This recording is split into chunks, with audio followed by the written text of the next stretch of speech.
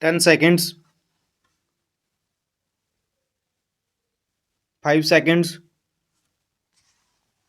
ready, start.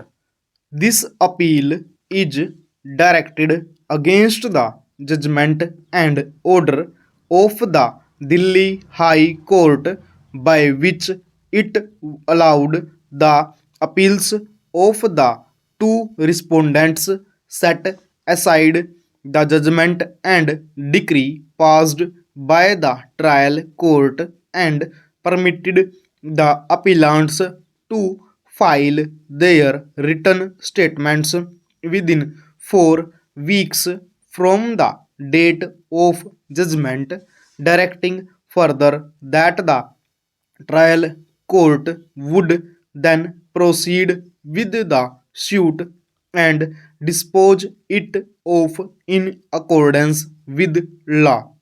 The appellant MSHDFC instituted a suit under Order 37 of the Code of Civil Procedure 1908 for realization of its dues against defendant number 1 and the two respondents who were the guarantors to the loan. According to the case of the appellant plaintiff and dependent number 1, who was the owner of a plot of land, approached the appellant plaintiff for a loan for constructing a house on the plot. The loan was sanctioned. Defendant number 1 executed for the loan agreement and a promissory note in favor of the appellant. In addition, defendant number 1 also created inequitable mortgage in favor of the plaintiff by depositing the title deeds of the plot in question. The other two defendants respondents before this court stood guarantee for repayment of the loan and executed the letters of guarantee.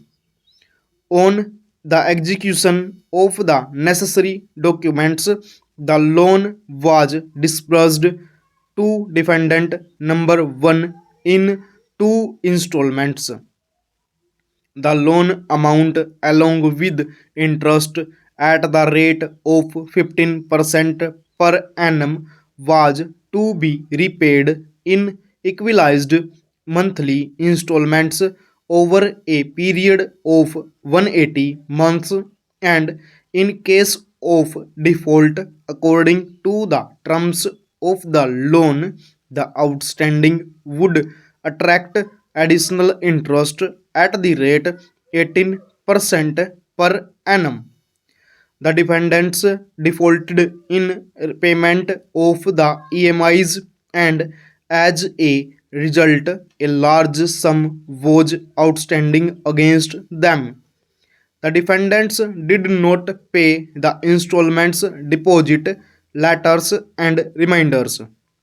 Hence, the plaintiff invoked the guarantees and intimated the two respondents that in case of failure to make the payment, legal proceedings would be instituted against them. Despite the aforesaid letter and legal notices sent on behalf of the appellant, the defendants did not pay the outstanding amount of rupees 4 lakh, and the plaintiff was thus left with no option but to institute the suit for realization of its dues from defendant number 1 and the guarantors of the said loan as such. Defendant number 1 did not appear in the suit despite notice. The two defendants respondents, however, appeared before the trial court and filed separate applications under Order 37, Rule 3 of the Code of Civil Procedure for permission to defend the suit. The defendant's applications were based on a number of grounds, but we may only advert to the one that seems to have weighed with the High Court.